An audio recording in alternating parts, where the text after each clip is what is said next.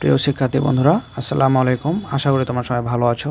তো আজকে আমি তোমাদের জন্য অষ্টম শ্রেণীর তোমাদের প্রথম অধ্যায় যে প্যাটার্ন অধ্যায় থেকে তোমাদের আমি একটি গুরুত্বপূর্ণ অঙ্ক করাবো। তো চলে যাই, শুরু করা যাক। তো তোমাদের গণিত বইয়ের পৃষ্ঠা নম্বর 4 নম্বর পৃষ্ঠায় একটি অঙ্ক রয়েছে। সেটা হচ্ছে, দেখো যে 1 থেকে 15 পর্যন্ত ক্রমিক স্বাভাবিক সংখ্যাগুলোর যোগফল বের করে সূত্র প্রতিষ্ঠা করো। কখনো পরীক্ষাতে 1 থেকে 15 পর্যন্ত থাকে, আবার কখনো কিন্তু 1 থেকে 10 পর্যন্ত ক্রমিক স্বাভাবিক সংখ্যাগুলোর যোগফল বের করে সূত্র প্রতিষ্ঠা করতে বলা হয়। তো বেশিরভাগ কিন্তু পরীক্ষাতে 1 থেকে 10 পর্যন্ত এটাই থাকতে দেখা যায়।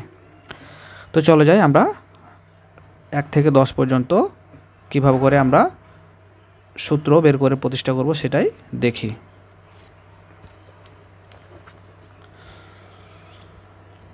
তো তোমরা দেখতে পাচ্ছ এখানে তোমাদের প্রশ্নটা ঠিক এভাবে থাকবে যে 1 থেকে 10 পর্যন্ত ক্রমিক স্বাভাবিক সংখ্যাগুলোর যোগফল বের করে সূত্র প্রতিষ্ঠা করো। এটা কিন্তু তোমাদের প্রশ্নটা ঠিক এভাবে থাকবে। তো চলো যে আমরা এখন সমাধান করি। তো সমাধানে তোমরা দেখতে পাচ্ছ,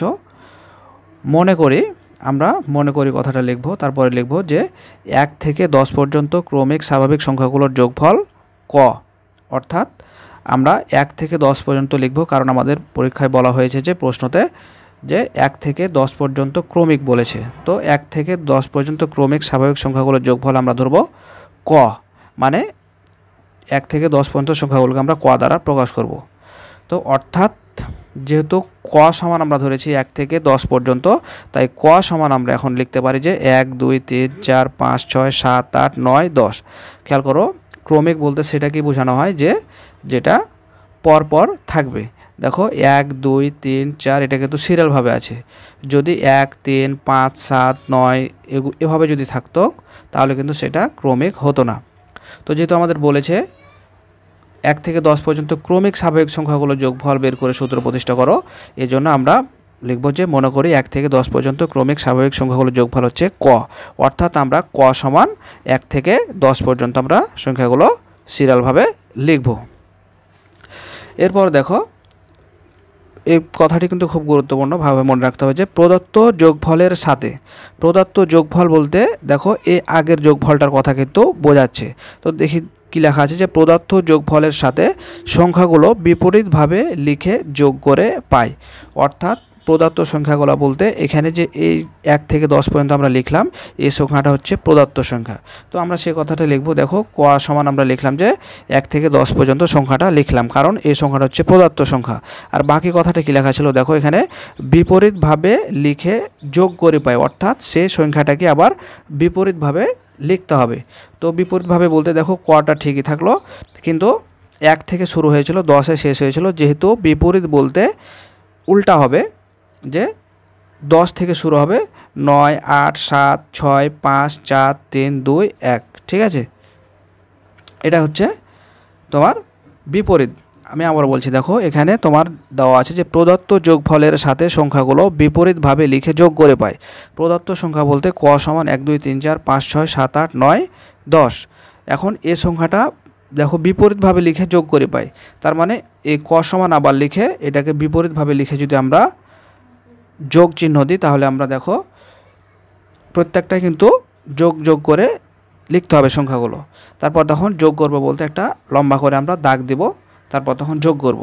এখন যোগ করার সময় খেয়াল করো, ক যোগ ক, অর্থাৎ একটা ক যোগ হচ্ছে আরেকটা ক, সমান কয়টা হচ্ছে 2টা ক।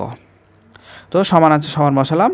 তারপরে দেখো 1 10 যোগ করলে আমরা 1 যোগ 10 আমরা এটা লিখতে পারি। 1 যোগ 10 সমান 11 হয়। তো আমরা এখন এটা 1 যোগ 10 সরাসরি 11 না করে আমরা এই খড়মাটা বানিয়ে রাখবো যে 1 যোগ 10।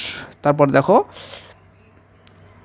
যোগ 2 যোগ 9, মানে এটার সাথে এটা যোগ, এটার সাথে এটা যোগ। তো এখানে দেখো আছে 3, আর সামনে কি আছে 8, তাহলে 3 যোগ 8, এভাবে করে আমরা লিখব। তো মাঝের ঠিক আমরা লিখবো না, সরাসরি আমরা এটা ডট ডট করে বুঝিয়ে দেবো যে এটার সাথে এটা ঠিক এভাবে করেই আছে, যার নিচে যেটা আছে সেভাবে আছে। আমরা লাস্টের দুটাকে আমরা ঠিক ওভাবে লিখবো যে 9-এর সাথে 2 যোগ আকারে আছে এবং 10-এর সাথে 1 যোগ আকারে আছে, ঠিক আছে। আমি আবার বলছি, দেখো প্রদত্ত যোগফলের সাথে সংখ্যাগুলো বিপরীতভাবে লিখে যোগ করে পাই। তাহলে প্রদত্ত সংখ্যা বলতে এই সংখ্যাটা আমরা এখানে লিখলাম, তারপরে যেহেতু বিপরীতভাবে বলা হয়েছে তাই আমরা জিনিসটা আবার বিপরীতভাবে লিখলাম, অর্থাৎ 10টাকে আগে লিখলাম, তারপরে 9 8 7 6 5 4 3 2 1 এটা লিখলাম। এরপর আমরা ক আর ক যোগ করলাম, তারপর তখন 1 যোগ 10 লিখলাম, 2 যোগ 9 লিখলাম, 3 যোগ 8 লিখলাম। অতগুলো আমরা সবগুলো লিখবো না, এই জন্য মাঝখানে ডট ডট চিহ্ন ব্যবহার করলাম, এক্ষেত্রে কোনো সমস্যা নাই। লাস্টে আমরা 9 যোগ 2 এবং লাস্টে আবার দেখো 10 যোগ 1 এটা আছে, আমরা এটা লিখলাম। তো এখন দেখো, এখন আমরা যে কাজটি করব, তাহলে 2 ক আছে, আমরা 2 কটা বসালাম। খেয়াল করো এখানে প্রত্যেকটা লাইনের যোগফল কিন্তু 11। 1 যোগ 10 সমান হচ্ছে 11, 9 যোগ 2 সমান হচ্ছে 11, 3 যোগ 8 সমান হচ্ছে 11, আবার 9 যোগ 2 সমান 11, 10 যোগ 1 সমান হচ্ছে 11। অর্থাৎ আমরা প্রত্যেকটা সংখ্যার যোগফল কিন্তু 11 পাচ্ছি। তো যেহেতু আমরা প্রত্যেকটা সংখ্যার যোগফল 11 পাচ্ছি, অর্থাৎ আমরা কিন্তু অনায়াসেই লিখতে পারি যে 1 যোগ 10 অর্থাৎ 1 যোগ 10 সমান কিন্তু 11। ঠিক আছে, তো আমরা কিন্তু 11কে আমরা লিখতে পারি 1 যোগ 10। ঠিক আছে, তো 1 যোগ 10 আমরা কিন্তু লিখতে পারি, কারণ প্রত্যেকটা সংখ্যার যোগফল কিন্তু 11 হচ্ছে। তো 1 যোগ 10 আমরা এটা লিখতে পারি। তারপর দেখো এখানে আছে গণিত, আমরা পদ সংখ্যা টোটাল কয়টা ছিল? 10টা। 1 2 3 4 5 6 7 8 9 10। আমাদের প্রশ্নতে বলা হয়েছে যে 1 থেকে 10 পর্যন্ত, তাই এখানে কিন্তু আমাদের 10টা গুণ আকারে বসাতে হবে, কারণ আমাদের এখানে পদ সংখ্যা হচ্ছে 10টা। তাহলে আমরা এই লাইনটা আবারও বলছি, 2 ক আছে 2 কা বসলো, ইজিক্যাল টু আছে ইজিক্যাল টু বসলো। এখানে প্রত্যেকটা সংখ্যার যোগফল হচ্ছে 11, অর্থাৎ 11কে আমরা লিখতে পারি 1 যোগ 10। ঠিক আছে, আর এই 10টা হচ্ছে কি, যে আমাদের পদ সংখ্যা হচ্ছে 10টা, অর্থাৎ 1 থেকে 10 পর্যন্ত বললে আমরা এখানে 10 দেবো, 1 থেকে যদি 15 পর্যন্ত বলে তাহলে আমরা এখানে 15 লিখবো। ঠিক আছে, তো আশা করি লাইনটা তোমরা বুঝতে পারছো। এবার আমরা পরের লাইন ক্যালকুলেশন করব। তো এখন আমরা কি করব? পক্ষান্তর করব। 2 ক আছে, আমরা এখন যদি কোয়ার মানটা বের করতে যাই তাহলে কোয়াটাকে শুধু রাখবো, 2টাকে পক্ষান্তর করব। তো 2টা এবার দেখো যে 2 আছে কোয়ার সাথে গুণ আকারে আছে, তাহলে আমরা যদি পক্ষান্তর করি তাহলে সেটা ভাগ হয়ে যাবে। তো দেখো কোয়ার মানটা রাখলাম, 2টা ডান দিকে পক্ষান্তর হয়ে গেল। তাহলে ওপরে ছিল কি 1 যোগ 10 গুণিত 10, তাহলে 1 যোগ 10 গুণিত 10 এটা থাকলো। আর এখানে গুণ আকারে ছিল, খেয়াল করার একটা বিষয় যে কেটে গেছিল, এখানে একটা বিষয় খেয়াল করো যে কোয়া সমান, এবার আমরা মানটা যদি বের করি তাহলে দেখো কোয়াটা আমরা রাখবো, তারপরে ইজিক্যাল টু আছে ইজিক্যাল টু, তারপর তখন এই মানটা ঠিক, এই দাগটা আমরা ঠিকই রাখলাম, নিচে শুধু 2টা পক্ষান্তর হয়ে আসলো।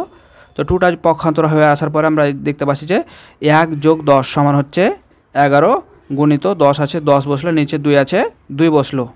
ঠিক আছে, তো একটা বিষয় খেয়াল করো যে 11 গুণিত 10 সমান হচ্ছে 11 2 নিচে 10 গুণ করে আমরা পাবো 110। 110 বিভক্ত 2 যদি আমরা করি তাহলে পাবো 55, মানে 110কে যদি আমরা 2 দিয়ে ভাগ দিই তাহলে পাবো 55। খেয়াল করো, আমি এই জায়গাখানটা আরেকবার একটু বুঝিয়ে দিচ্ছি যে এখানে আমরা প্রত্যেকটা দেখো, এখানে 2 ক সমান আছে 2 ক বসলো, এখানে ইজিক্যাল টু আছে ইজিক্যাল টু বসলো। এই লাইনটা দেখো যে প্রত্যেকটা কিন্তু যোগফল কিন্তু 1 যোগ 10 সমান হচ্ছে 11, 9 যোগ 2 যোগ 9 সমান হচ্ছে 11, আবার 3 যোগ 8 সমান হচ্ছে 11, 9 যোগ 2 সমান হচ্ছে 11, আবার 10 যোগ 1 সমান হচ্ছে 11। অর্থাৎ প্রত্যেকটা সংখ্যার যোগফলে কিন্তু পদের যোগফল কিন্তু আমরা পাচ্ছি 11। তো 11কে কিন্তু আমরা লিখতে পারি যে 1 যোগ 10, অর্থাৎ 1 যোগ 10 সমান 11 হয়। তো আমরা লিখতেই পারি যে 1 যোগ 10 সমান 11। এখানে গণিত দিয়ে আমরা এখানে বসাবো, টোটাল পদ সংখ্যাটা ছিল আমাদের 10, মানে 1 থেকে 10 পর্যন্ত। আমাদের যদি বলা হতো যে 1 থেকে 15 পর্যন্ত, আমাদের যদি বলা হতো যে 1 থেকে 15, তাহলে কিন্তু আমরা 1 থেকে 15 পর্যন্ত এখানে আমরা 15 লিখতাম। যেহেতু বলা হয়েছে 1 থেকে 10 পর্যন্ত ক্রমিক স্বাভাবিক সংখ্যা যোগফল নির্ণয় করো, এই জন্য আমরা এখানে 10 দেবো। যদি 15 বলতো তাহলে আমরা 15 দিতাম। তো এবার দেখো আমরা কয়ের মানটা বের করবো, এই জন্য কটা রাখলাম। এবার 2টাকে আমরা পক্ষান্তর করে নিচে গুণ আকারে ভাগ আকারে বসলো, উপরে যেটা ছিল সেটা ঠিক থাকলো এবং 2টা নিচে এসে ভাগ আকারে বসলো। ঠিক আছে, তো এবার দেখো যে 1 যোগ 10 সমান হচ্ছে কত? 11 গণিত হচ্ছে 10 আছে 10 বসলো, আর এখানে নিচে 2 ছিল 2টা বসলো। ঠিক আছে, তাহলে 11 গুণিত 10 সমান হচ্ছে 110 বিভক্ত, এর দাগের মান হচ্ছে ভাগ, আর এটা হচ্ছে 2, তাহলে 110কে যদি আমরা 2 দিয়ে ভাগ দিই তাহলে হয় 55। তো আমাদের আরেকটি কিন্তু কথা বলা হয়েছিল যে, খেয়াল করো যে এখানে কিন্তু বলা হয়েছিল যে যোগফল বের করে সূত্র প্রতিষ্ঠা করো। তো আমরা তো যোগফল বের করলাম, এখন আমরা সূত্র যদি প্রতিষ্ঠা করি তাহলে আমাদের মানটা এরকম হবে যে, দেখো অতএব যোগফল সমান কি, প্রথম সংখ্যা যোগ হচ্ছে শেষ সংখ্যা। তাহলে প্রথম সংখ্যা বলতে কি, দেখো প্রথম সংখ্যা আমাদের কী ছিল, দেখো এই মানটার সাথে কিন্তু আমাদের সূত্রটা মিলে যাবে। খেয়াল করো যে প্রথম সংখ্যা কী ছিল, তাহলে আমাদের প্রথম সংখ্যা ছিল কি 1 থেকে 10 পর্যন্ত, তার মানে দেখো 1 হয়ে আছে অঙ্কের মাধ্যমে। তারপর দেখো যোগ হচ্ছে শেষ সংখ্যা, তাহলে যোগ হচ্ছে শেষ সংখ্যা ছিল আমাদের 10, তাই 10 বসেছে। গণিত পদ সংখ্যা বলতে কী ছিল, 10। ঠিক আছে, মানে টোটালটা আমার 1 থেকে 10 পর্যন্ত পদ ছিল, তাই এখানে 10 বসছে। যদি 1 থেকে 15 পর্যন্ত বসতো তাহলে কিন্তু এখানে 15 বসতো। দেখো দিয়ে তখন কি হচ্ছে যে ডিভাইডেড বাই 2, অর্থাৎ দেখো ডিভাইডেড বাই 2 কিন্তু আমাদের হয়ে গেছে। তার মানে আমাদের কিন্তু সুন্দরভাবে অঙ্কটা ক্যালকুলেশন হয়ে গেছে। তো আমরা এখন সূত্রটা এভাবে আমরা সূত্রটা মুখস্থ করে নেব কি, যে অতএব যোগফল সমান প্রথম সংখ্যা যোগ হচ্ছে শেষ সংখ্যা গণিত পদ সংখ্যা ডিভাইডেড বাই 2। তো এই ছিল আজকের মতো, দেখা হবে পরবর্তীতে নতুন কোনো গুরুত্বপূর্ণ ভিডিও নিয়ে। সে পর্যন্ত সবাই ভালো থাকবে, আল্লাহ হাফেজ।